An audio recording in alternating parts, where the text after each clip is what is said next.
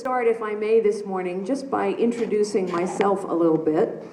And I'll start by introducing my husband, Frank. Where is Frank? There he is. My husband, Frank. He and I met 34 years ago when I got out of the secretarial pool. I went off and eventually got an MBA and joined AT&T when it was the Bell system, 1 million employees, as an entry-level salesperson. And there I met my husband, Frank, who was a technical expert. He was really cute. He helped me solve a problem. We got married 31 years ago. He brought with him 2 little girls, Tracy and Lori. We have 2 granddaughters today, Kara and Morgan. Frank and I have been very blessed in our lives. We've had marvelous opportunities, marvelous adventures, but like all of you, we've also had hard times in our lives. We buried our younger daughter, Lori, 6 years ago to the demons of addiction, a problem that is an epidemic in this country among veterans and citizens alike.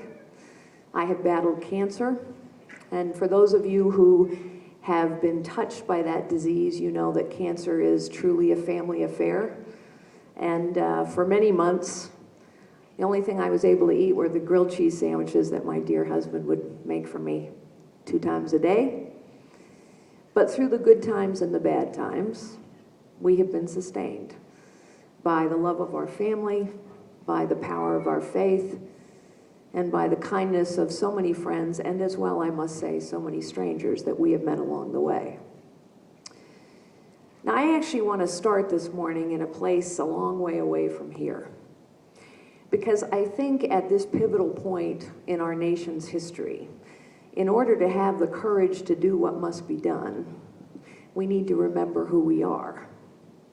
And sometimes it's easier to remember who we are if we look at ourselves from the outside in.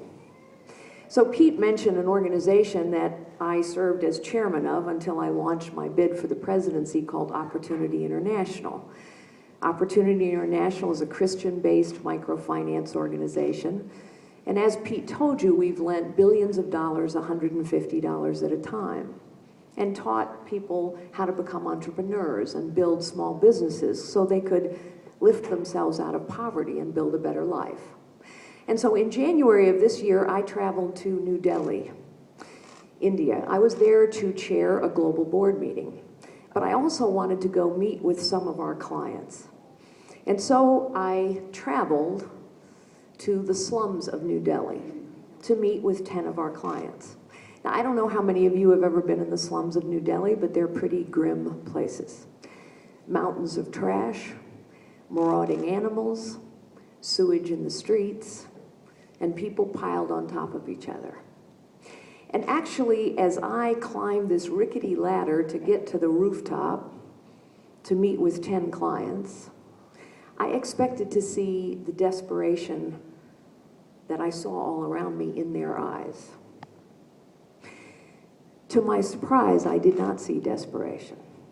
What I saw in their eyes was determination, focus, pride, hope.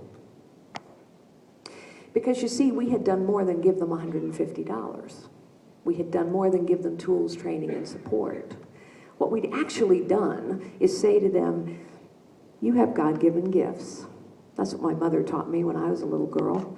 She said to me one day, what you are is God's gift to you. What you make of yourself is your gift to God. And we'd said